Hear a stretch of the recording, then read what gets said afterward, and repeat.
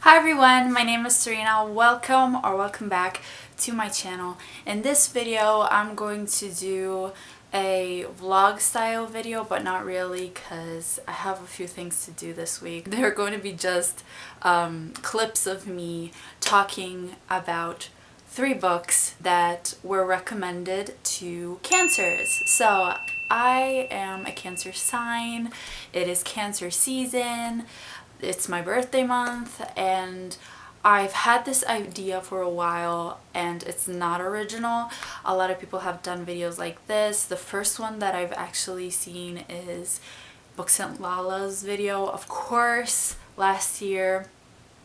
And I wanted to do it as well, but I wanted to wait for Cancer season. So we're finally here. It is the first week of July. First of all, I want to say that I don't know anything about zodiac signs. So I'm just going to read something online and see if I relate. I'm sure that by the end of this video, I won't have anything productive to say about this. It's just like a fun video I wanted to try. I am a Cancer sun,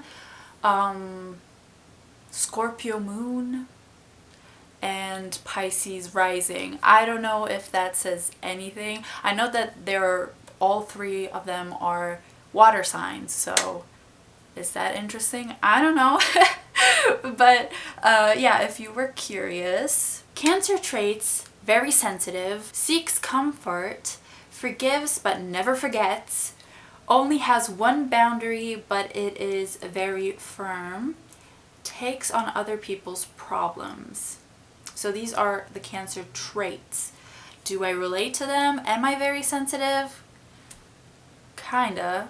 Especially in the last few years, I've become more and more emotional. When I was a teenager, I wasn't as emotional as I am right now. And I don't know what happened. I mean, last year was horrible, but in the latest years of my life, I've become more and more sensitive. Forgives but never forgets. Yes. But I think that a lot of people are like this, right? Do people really forget if someone did something bad to them? I don't know. I think the question is, do they ever forgive them? Takes other people's problems? No. Depends on the problem. If it's like, help me out doing this stuff and I know how to do that thing, sure, I'll help you. Famous Cancers: Ariana Grande, Frida Kahlo. Yeah, I don't know these people. I only know Ariana Grande and Frida Kahlo. Let me search if there are others. Elon Musk is a Cancer. Selena Gomez, Princess Diana, oh my god, I love her, she's an icon. Tom Cruise, Lana Del Rey, Sylvester Stallone, Tom Hanks, Robin Williams, Vin Diesel. There are a lot of famous Cancers. Good to know. Best careers. Oh my gosh, let's see. I don't know what my career is gonna be. Honestly, guys, I don't aspire to have a career, at least not right now in my life. I don't dream of doing one thing for the rest of my life, if you know what I mean. Unless it's something that I really love. Best careers: emotional pack mule. What? Caretaker for lost skaters. That one influential elementary school teacher. No. They are frequently haunted by grief. Yes, that's true. It's hard for them to share their pain with others, and they are often afraid to be vulnerable because they carry a fear that people will use their weaknesses against them. So, how do I relate to this?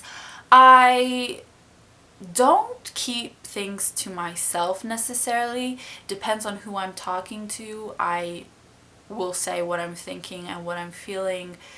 But for what concerns afraid of being vulnerable, sometimes when I do talk about my emotions, I then think about it, like the conversation afterwards, and I feel like maybe I shouldn't have said that, you know, maybe I shouldn't have been that vulnerable with that person, and I think about that conversations over and over again. So yes, we are moody and our moods contradict themselves. Cancers are homebodies. They like the comfort and the familiar. I knew that.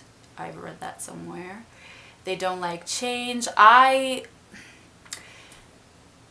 After this year, I need change. I want change. They tend to be less experimental than other signs.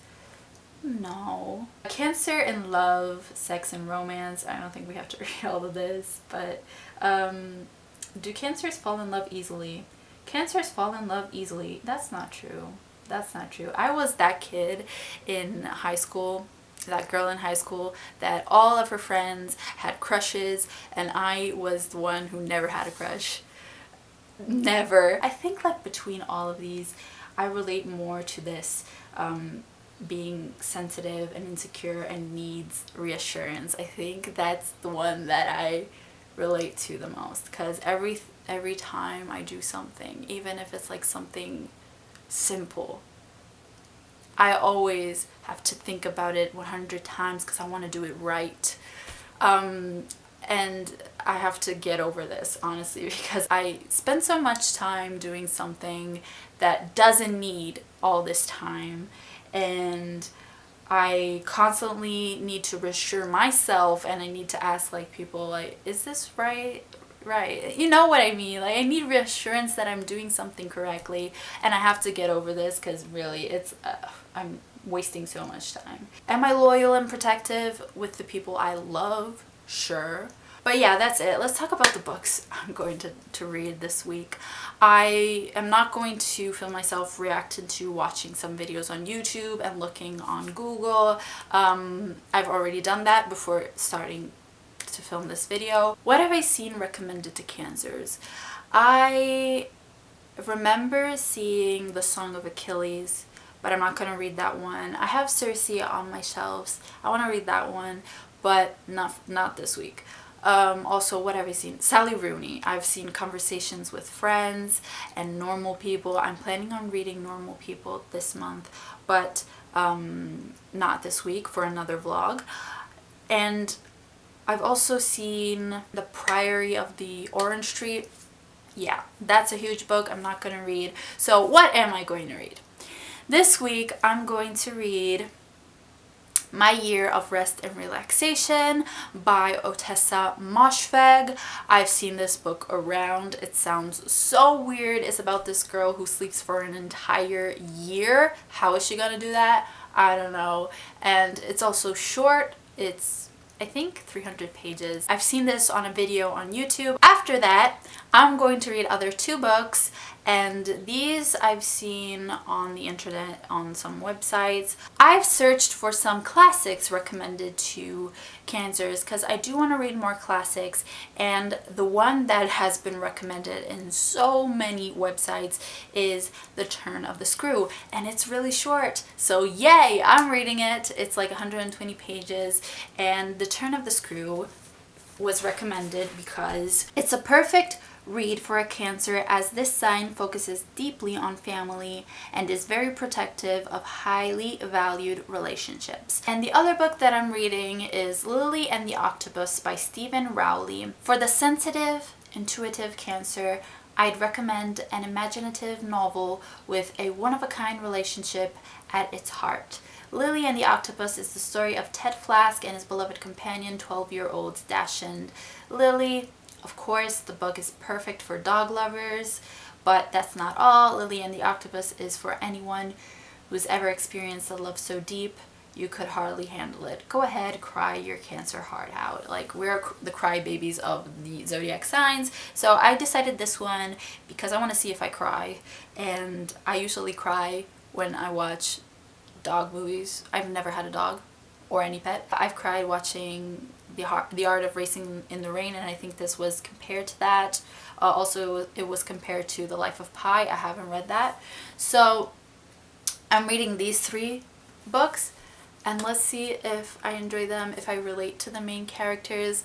As I said, I don't think I'm going to have like any big revelations, but I'm just doing this for fun, and I hope you enjoyed this video. I'll see you in a bit when I've read like 50% or a quarter of the first book. So I have started My Year of Rest and Relaxation, and I'm not so far into it, but I just want to give a little update and tell you that it's really weird. And I want to explain what is going on. So it is about this main character who I don't think we know the name. I think they didn't mention the name, but she is in her early 20s, like my age, maybe 24, and she wants to sleep as much as she can for an entire year. And I think she wants to do this because she believes that after a year, when she'll finally wake up and not sleep as much, she will be a new person, her life will be better. I don't know, I'm not sure. But yeah, she wants to do this. And I think she's already been doing this for a few months. She has been fired from her job. She worked at like an art gallery and she started messing up the orders because she was sleeping too much. And she's always in this state of sleep in a way, I don't know, she's like in this weird state that she doesn't remember what she ordered, and packages arrive at her home that she doesn't remember buying, and she goes to the coffee shop all, you know, sleepy and stuff. What I mean by weird is all the descriptions of, for example, the art at the art gallery, those were weird, or the descriptions of her dreams, her vivid dreams, those are weird too. But yeah, she gets fired, but she still has money to live, you know, because she lost her parents. She is an orphan basically because her parents died within a few weeks between, and they left her money. She has unemployment and all that, so she can live and sleep as much as she likes without, you know, losing her home. She also has a friend called Reba, and they don't like each other at all. They were friends in college, and yeah, all of the characters are very unlikable. They're very judgy. They judge one another. The main character and Reba, they don't like each other. It's a weird friendship. And also there is the psychiatrist, I don't know. She goes to this person, and I don't think she really knows what she's doing, because she prescribes the main character a lot of pills. And I know that the main character lies about her situation. I think she says that she is an insomniac. She cannot sleep while she's actually sleeping a lot. So she's prescribing a lot of pills and medication, which isn't good, but yeah, she uses those to sleep a lot. Yeah, that's my update. I don't know if I am enjoying this. Hi everyone, it's been a couple of days. This first week of July has been so busy, but I have been reading. Thank goodness these books are shorter than usual. I have finished my Year of Rest and Relaxation and also The Turn of the Screw. I'm going to talk about them right now. I'm currently hiding in this room because I was outside in my backyard. I wanted to film a clip outside, you know, just to change the scenery once in a while. But my neighbors had music on and I was getting distracted. They also have a pool. I wish I had a pool. It's so hot right now. I think you can tell by my appearance. But yeah, I'm currently hiding in this room because my dad and my brother were working on some stuff as well. So here I am. My Year of Rest and Relaxation. I really enjoyed this one. I mean, it's not a favorite. I gave it 4 stars. But I enjoyed it. And the main reason why I enjoyed it is because I kind of related to the main character a bit. As I said in my previous update, she wants to sleep as much as she can because she thinks that if she does that, her cells in her body will regenerate so many times that her trauma and bad memories will just go away. Because, as I said, her parents died. She didn't have a great relationship with her mom especially. She had like a loveless childhood. And she just wants to forget all the bad memories. She also has a on and off boyfriend, a very toxic on and off boyfriend. His name is Trevor, and I didn't talk about him because I have nothing to say apart from, you know, I don't like him at all. So yeah, and I kind of related to her because obviously this is a very unrealistic situation. If someone did this in real life, they wouldn't last a day because she really takes a lot of meds. They would be in the hospital or worse. So it's really unrealistic. And the way that I interpreted this was, it's kind of a metaphor for depression. And I related to that aspect because this past year I felt like I was in this state because we were at home a lot of the times. I was at home a lot. I graduated. I feel like I had like some post-graduation depression, but I'm not sure because, you know, no one told me I had it. But it was a hard year for me, and next week is going to be my birthday, and I've been thinking a lot that this year has been robbed from me. Like, I didn't live this year of my life. I think a lot of us can relate to this, but yeah, I related to that aspect. I watched a presentation in which the author read a little bit of the story and answered a few questions. By the way, I feel like the author kind of looks like the cover. I like this cover. It's like a mix of old and new. I like the font, like the bright pink. It's very 2000s. It is set in 2001 New York City.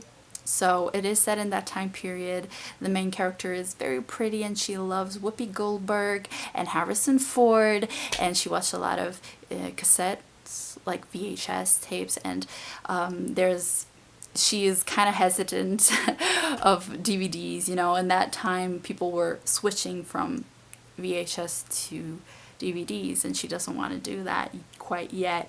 But yeah, I watched this presentation, and one person asked or talked about the fact that she brought this book to her book club, and a lot of people in her book club did not like this book. And the reason why they did not like this book was it was gross or disgusting or vulgar. I don't know what you want to call it, but basically the author has like no filter for what concerns, you know, going to the bathroom and peeing, or, as I said, the descriptions of the art were gross, kind of like there was pubic hair and stuff. So it's that kind of language, if you know what I mean, and it's not very ladylike, but I don't mind it.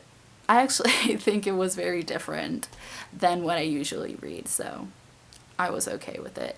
A lot of people might not like this book also because the characters are very unlikable. The main character is very unlikable. She is unhappy, she is self-loathing, and she projects that self-hatred onto Riva, her friend. They are both going through their own problems because there's Riva, who really wants to live that city girl lifestyle, and she has eating disorders.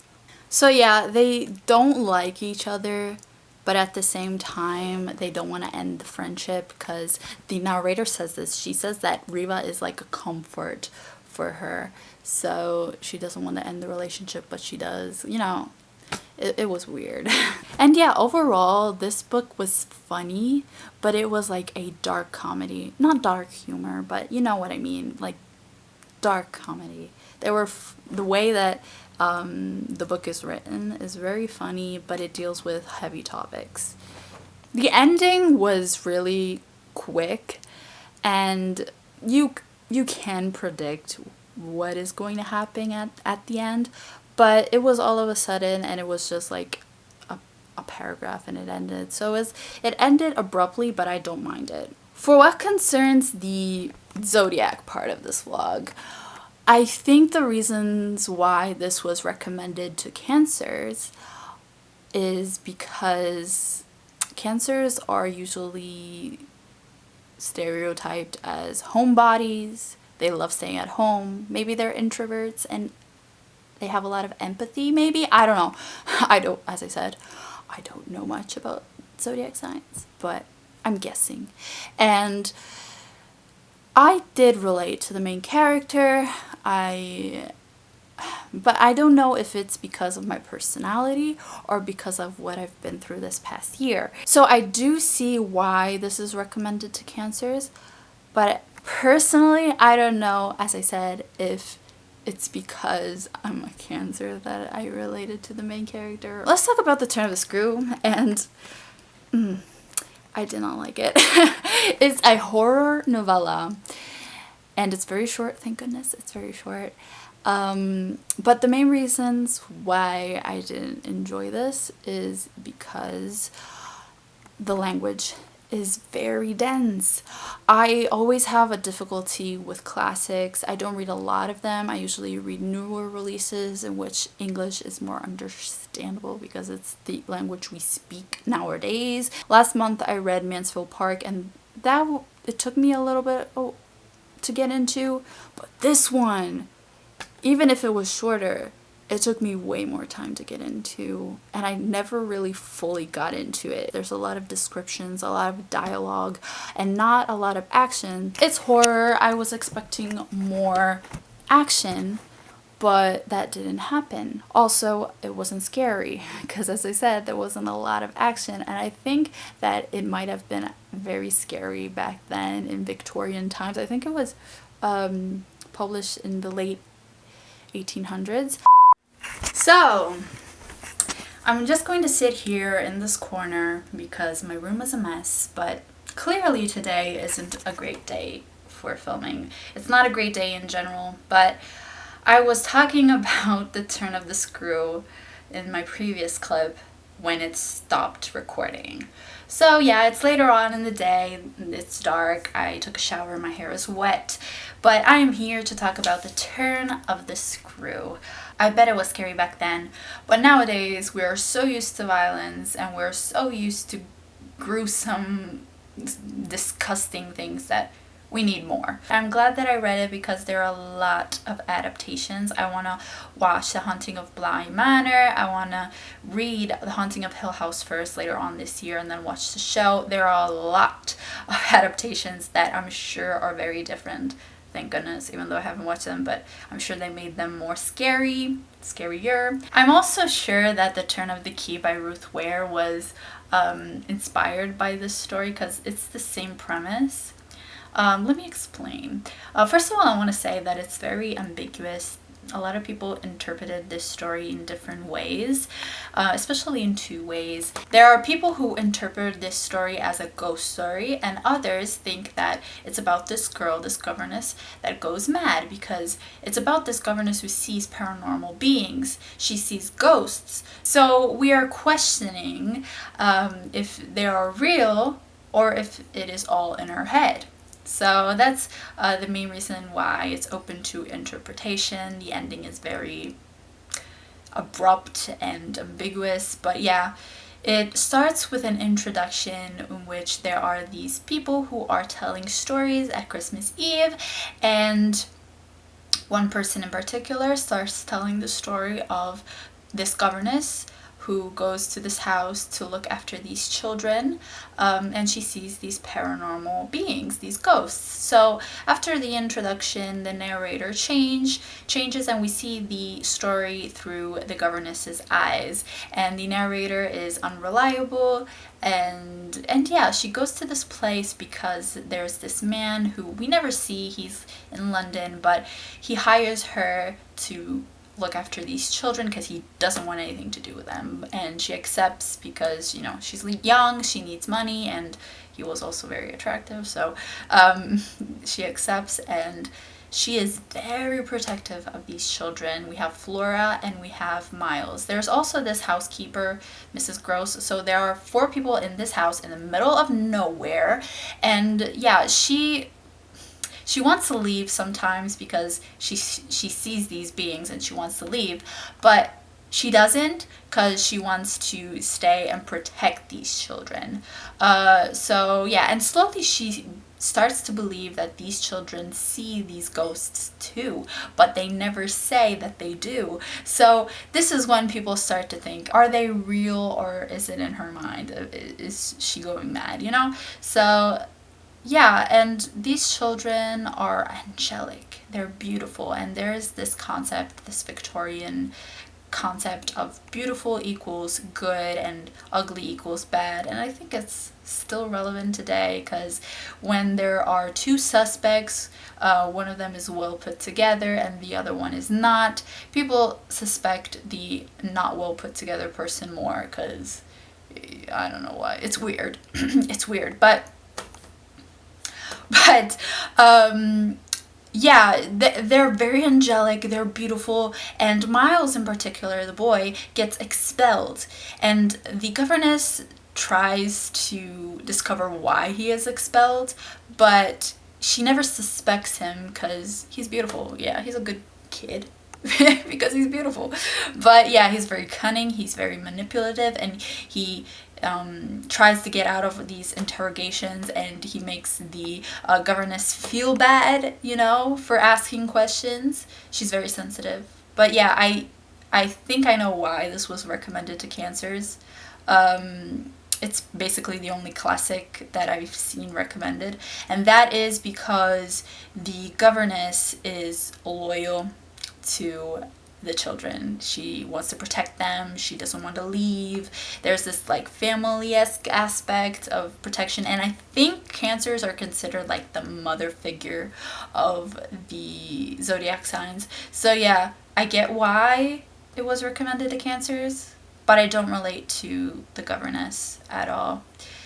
And yeah, I don't want to spoil because we discover who these ghosts she is possibly seeing are, and then at the end something big happens. We discover why he is expelled. He was expelled, Miles, but it's not anything big. And yeah, those are my thoughts. I think I talked about everything, hopefully. But I'm currently reading on Scribd Lily and the Octopus. I'm going to finish that because I'm already over halfway through, and I'm going to talk about that later or tomorrow. Hi everyone, it's the next day. I just took out my braids, I'm putting on some makeup, but I really want to talk about Lily and the Octopus so I can wrap this vlog up. This story was a 3-star for me. It was cute. It was just a simple story about a man called Ted and his dog Lily, and it was also sad, but I did not cry. I think this was recommended to cancers because it is emotional. I mean, it was emotional, but I just didn't cry. Whenever I watch a movie with dogs, it doesn't have to be sad. Like, if a dog is simply running through a field, I get teary-eyed, but it has to do with, you know, watching the movie more than imagining things in my mind. Like, I usually cry more when I'm watching things, when I'm seeing things visually and not imagining them in my head. So I did not cry. It was emotional though. So I think that was why it was recommended to cancers.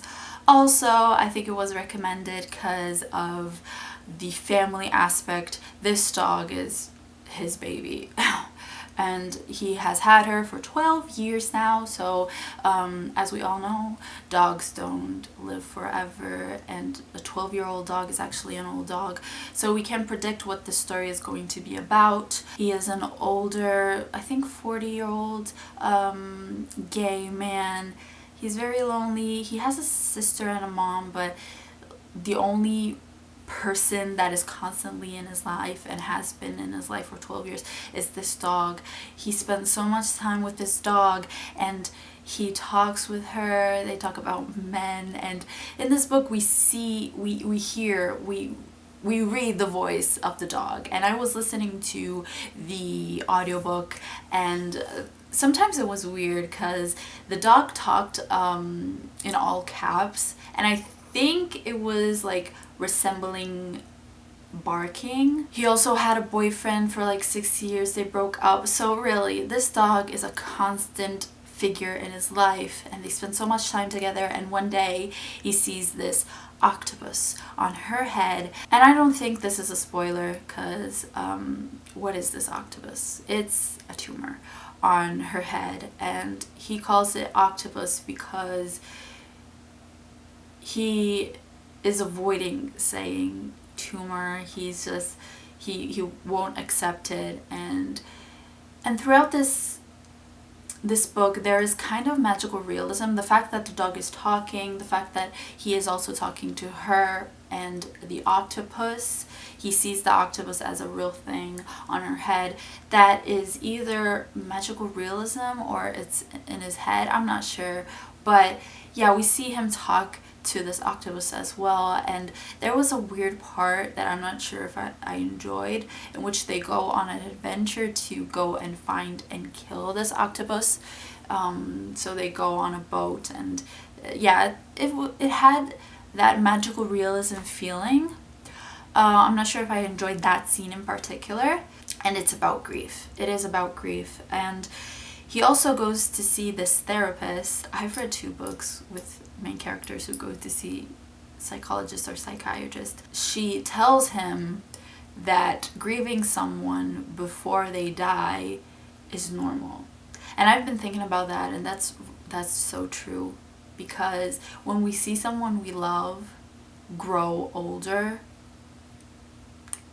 we kind of think about that. I do think about that.